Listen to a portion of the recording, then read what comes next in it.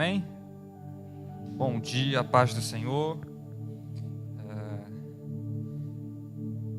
Motivo de alegria estarmos aqui para poder ministrar a palavra do Senhor, porque é uma responsabilidade, mas também é um privilégio que Papai do Céu nos dá, né? Então, assim... E eu quero compartilhar com vocês uma passagem que se encontra no livro de Josué, capítulo de número 3. Josué, capítulo de número 3. A gente vai ler do versículo 1 ao versículo de número 5. Enquanto isso que você vai procurando aí, deixa eu abrir aqui a minha cola, né? Porque gravar tudo não dá, né, gente?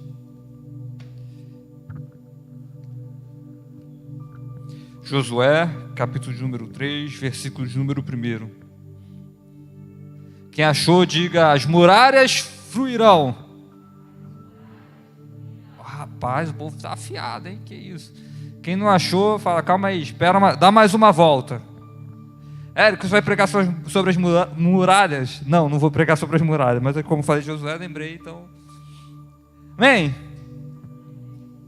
Lembrando, irmãos, sempre quando eu vou ministrar, eu sempre falo as mesmas palavras, por mim, né? E eu gosto de deixar bem claro que eu sou apenas o carteiro. Eu não me canso de falar isso e não vou me cansar, porque a mensagem vem de Deus, eu só entrego a carta. E assim como Ele falou comigo, assim como Ele ministrou na minha vida, eu acredito que Ele vai ministrar na sua vida também. Então, preste atenção no que o Senhor tem para nos dizer nessa noite, ó, força do hábito, nessa manhã, para que Deus tem para nos dizer nessa manhã. Amém? Diz assim a palavra do Senhor: levantou-se, pois, Josué de madrugada, e tendo ele e todos os filhos de Israel partido de Sitim, vieram até o Jordão e puseram ali antes que passarem. Sucedeu, ao fim de 3 dias, que os oficiais passaram pelo meio do arraial, ordenando o povo, dizendo: quando virdes a arca do Senhor vosso Deus, e o que os levitas sacerdotes levem, partirei vós também do vosso lugar e a seguireis. Contudo, haja distância cerca de 2.000 côvados entre vocês e elas. Não vos chegueis a ela, para que conheçais o caminho pelo qual haveis de ir, visto que por tal caminho nunca passaste antes. Disse Josué ao povo: santificai-vos, porque amanhã o Senhor fará maravilhas no meio de vós. Santificai-vos, porque o Senhor fará maravilha no meio de vós. Irmãos, para a gente entender aqui o que nós acabamos de ler, o contexto, para a gente poder se aprofundar ainda mais do que o Senhor tem que o Senhor quer ministrar sobre nós, a gente precisa voltar um pouquinho lá no contexto, só um pouquinho, só lá em Abraão, só um pouquinho, mais de 500 anos atrás. Deus havia prometido a Abraão a terra de Canaã. Ele falou: tá vendo toda essa terra? Abraão era um homem que tinha um relacionamento muito próximo com Deus, e Deus virou para ele e fez uma promessa: vou fazer de você, da sua geração, uma grande nação. Essa terra que você está vendo aqui, tudo eu vou te dar, vai ser herança da sua nação. E Deus havia prometido isso a Abraão.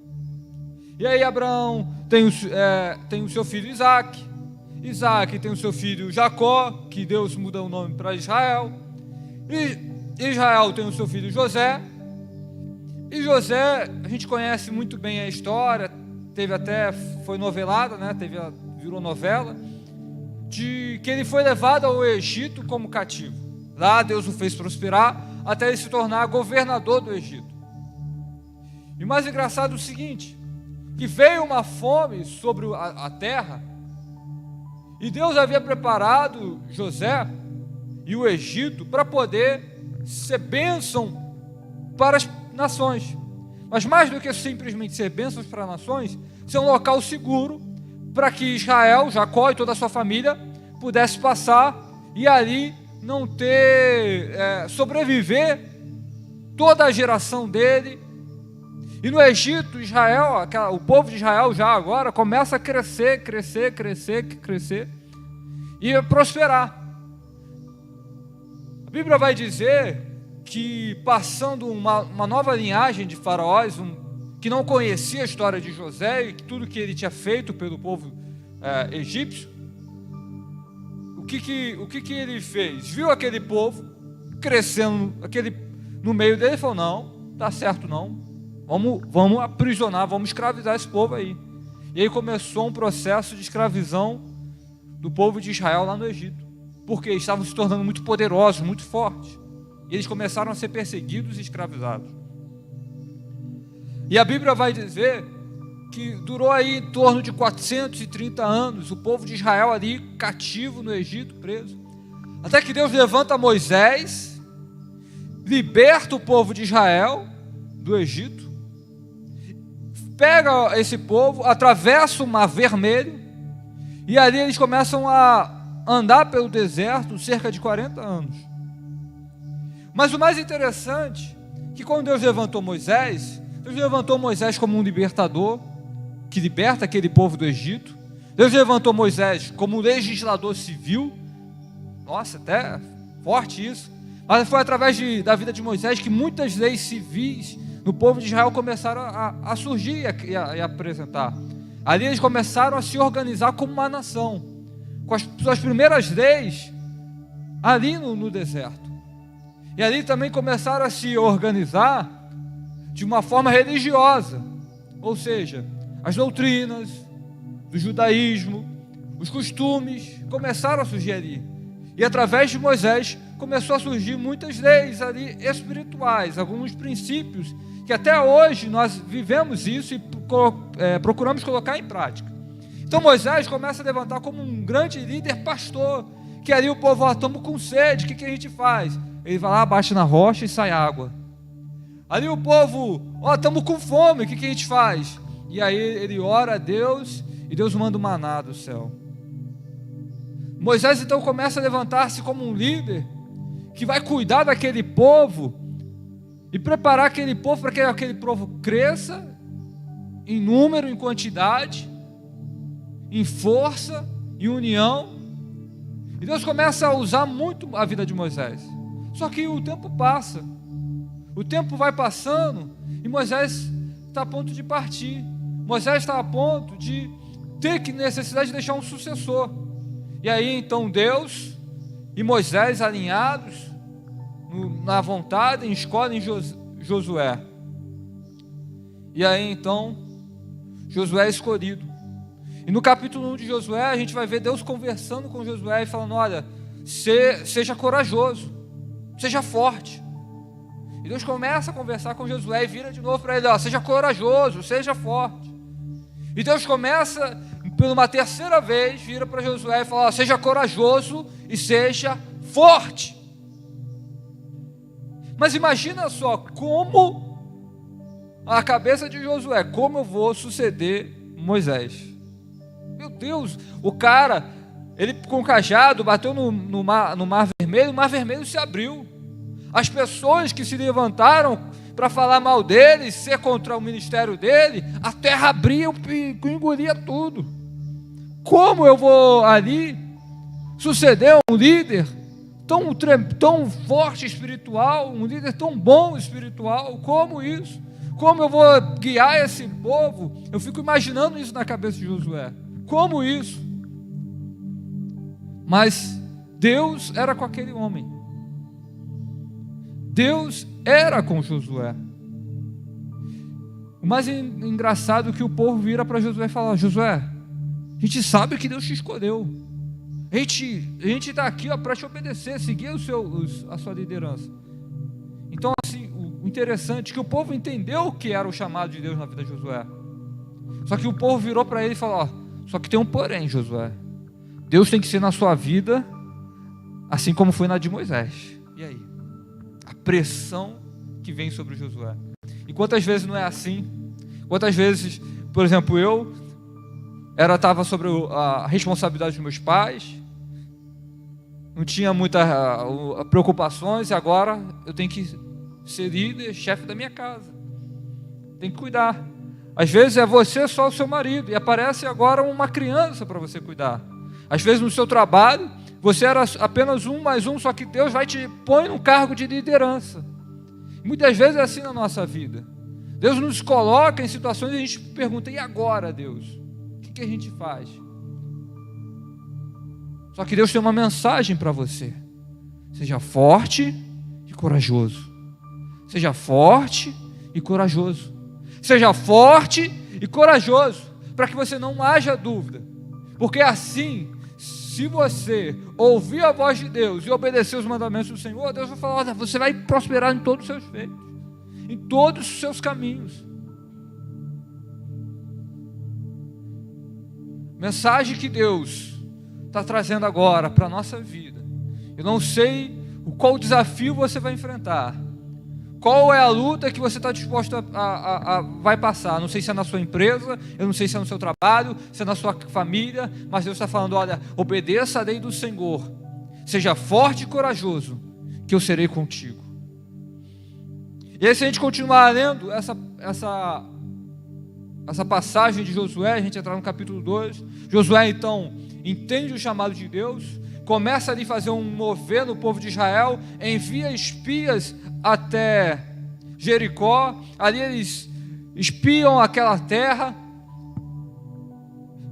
se encontram com Raabe, voltam e tem toda uma história, só que não é o foco da mensagem, e eles voltam, os espias voltam e falam, olha, é lá, a terra é boa, manda leite e mel.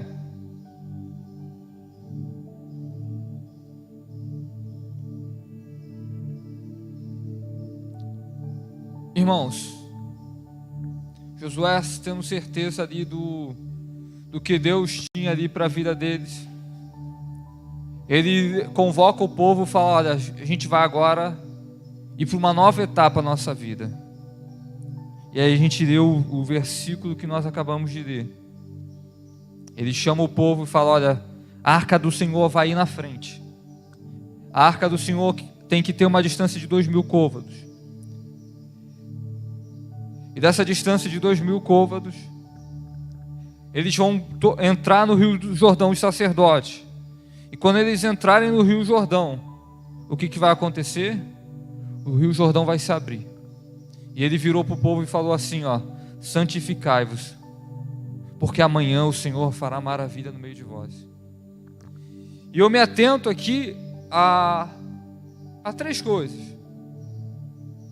A arca da aliança, ela estava indo na frente deles. Tinha que ter uma distância da arca com o povo. E eles precisavam se santificar.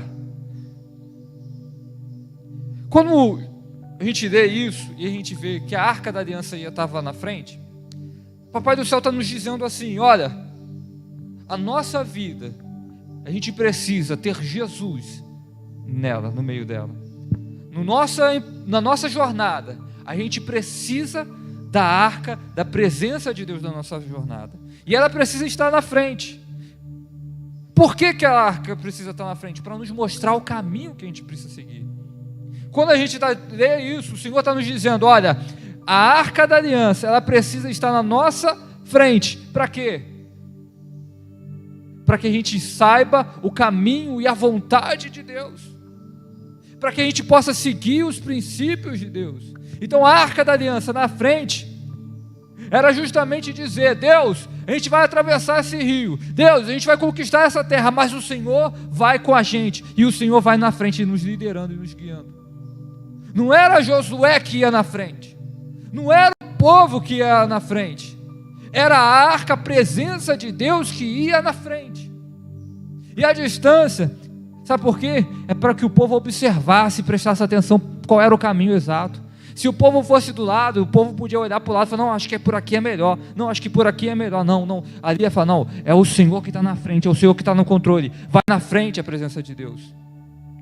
Ei, eu não sei qual é o empreendimento, eu não sei qual é a jornada, eu não sei qual é o projeto que Deus está colocando nas suas mãos, mas coloca a presença de Deus na frente, e só observa Ele indo, fala, Senhor, é por aqui, então amém.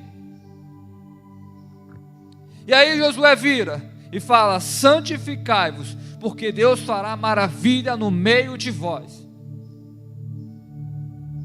Deus está virando e falando para a gente: se nós queremos ver milagres, maravilhas acontecer na nossa vida, a gente precisa de algo chamado santificação.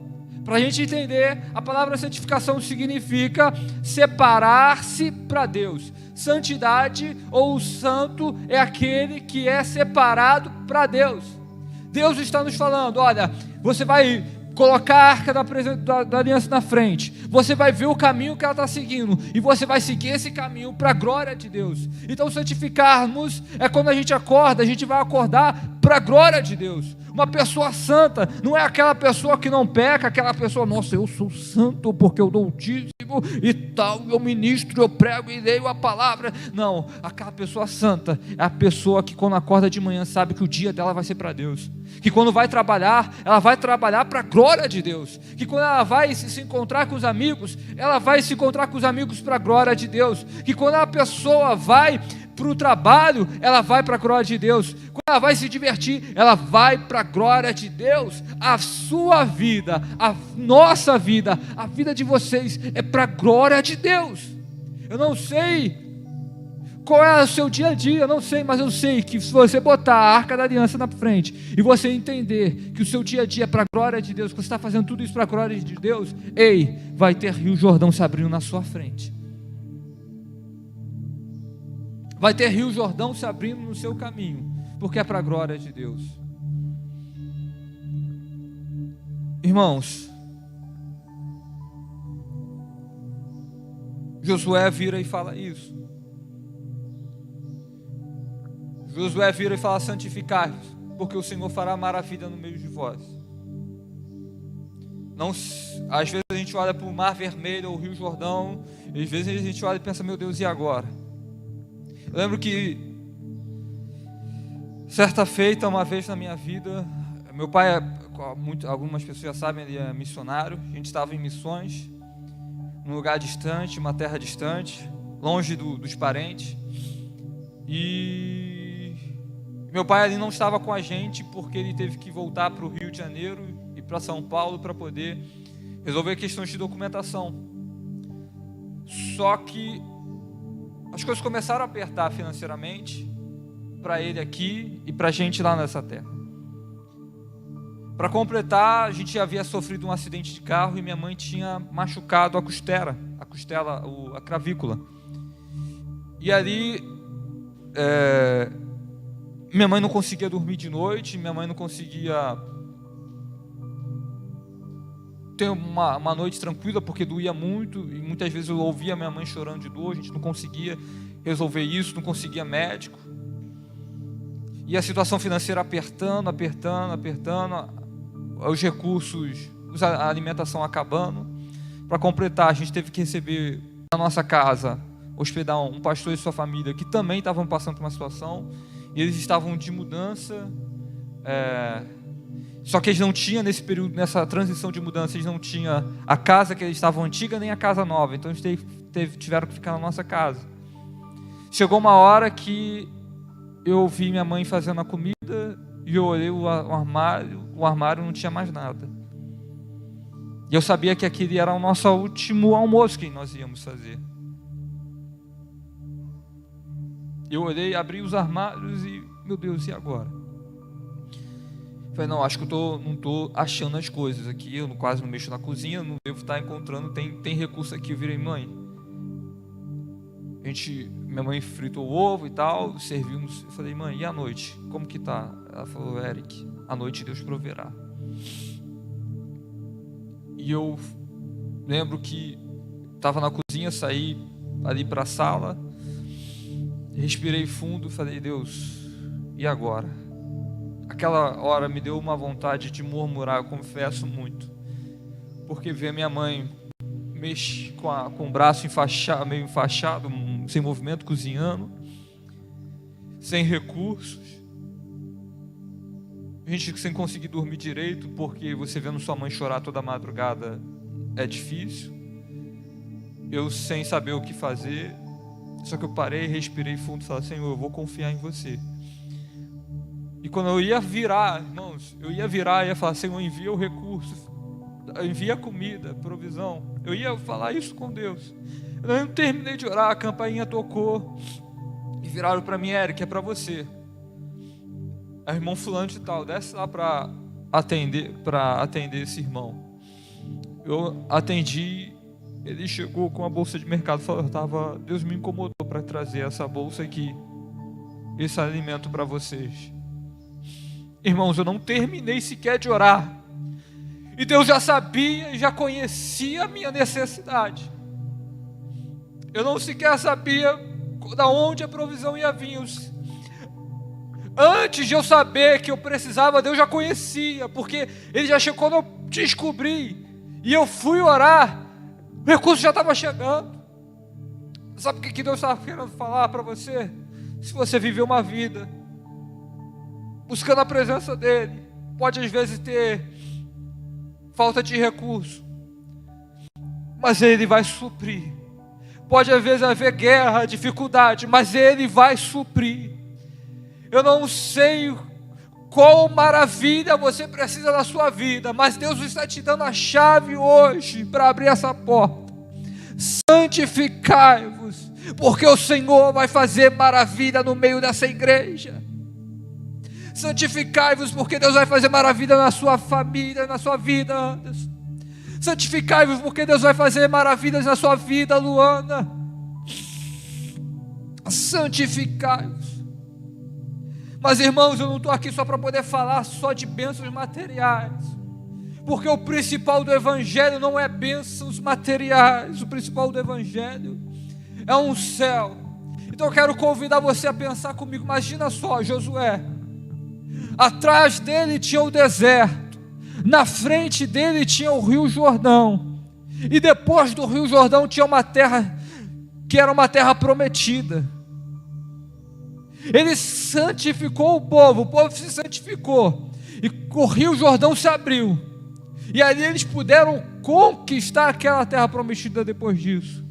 Sabe o que Deus está nos falando? A nossa vida, o mundo está lá atrás. O mundo é esse deserto que está lá atrás. É um lugar sem vida, sem presença de Deus, sem água, sem alimento espiritual. O Rio Jordão é tudo aquilo que quer impedir a gente de alcançar a terra prometida. É os nossos pecados, é as nossas falhas, é os nossos erros.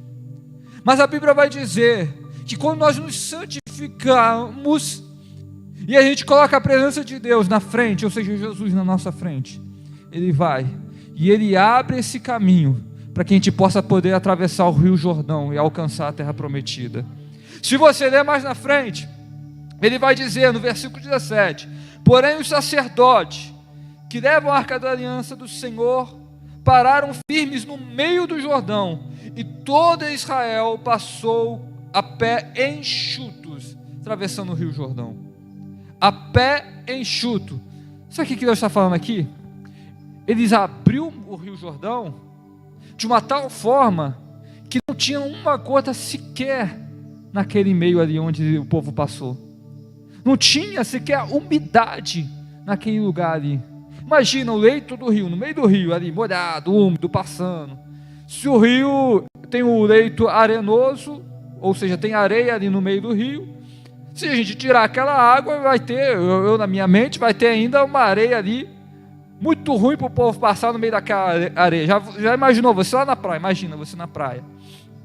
Você lá na praia, e ali você entra naquela água e você sente aquela areia ali no pé. É ruim para andar na areia molhada. Você já reparou? Imagina o povo de Israel ter que passar no meio da areia úmida ali. Ia ser muito ruim, muito difícil. Iam se sujar. Mas nem isso tinha areia. Se o rio do leito, eu não conheço de rio, mas se o leito do rio era rochoso, imagina que ia ter lodo, ia estar escorregadio. Já foi na praia ali também, na praia, pisar em pedra molhada, como é escorregadio.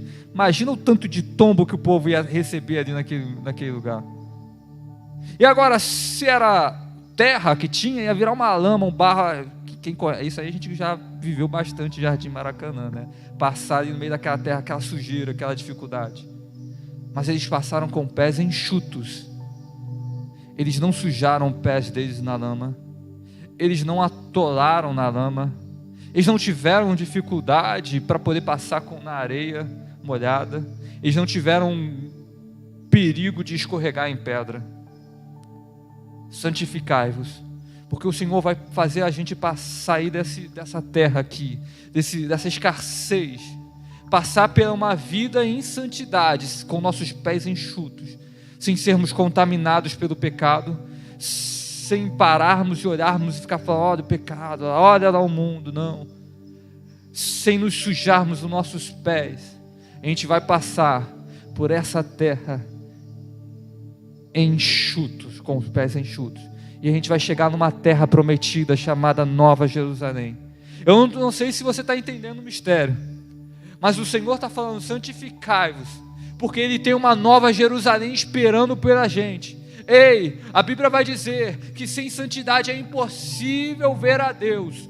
Sabe qual é a maior maravilha que o homem pode receber? Sabe qual é o maior milagre que existe na face da terra? Não é a multiplicação de pães, não é a cura do cego, não é a cura do coxo, não é a menina morta ressuscitar. O maior milagre é um homem comum, pecador, carnal, um homem carnal, um homem sem esperança, um homem cheio de pecado, poder um dia entrar no céu de glória e ver o Rei dos Reis, o Senhor dos Senhores, assentado na sua glória. Esse é o maior milagre. Sabe o que o Senhor está falando? Santificai-vos, porque Ele vai fazer a maravilha de te fazer morar num lugar chamado Nova Jerusalém. Meu amado, santificai-vos, porque Deus tem maravilha, e não existe maravilha maior do que o céu.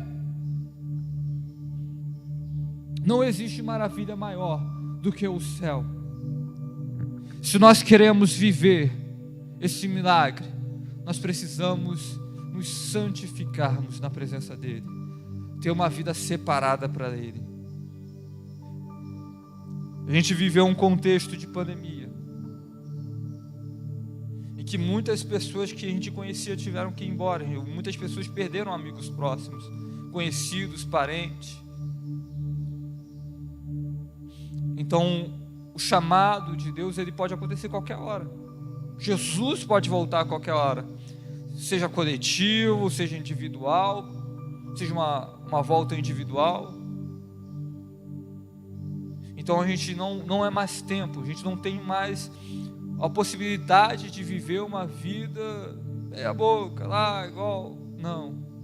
Ou a gente se santifica e vê as maravilhas que Deus vai fazer, ou a gente perde essa oportunidade de atravessar o Rio Jordão e morar na Nova Jerusalém. O tempo está passando, os sinais estão acontecendo,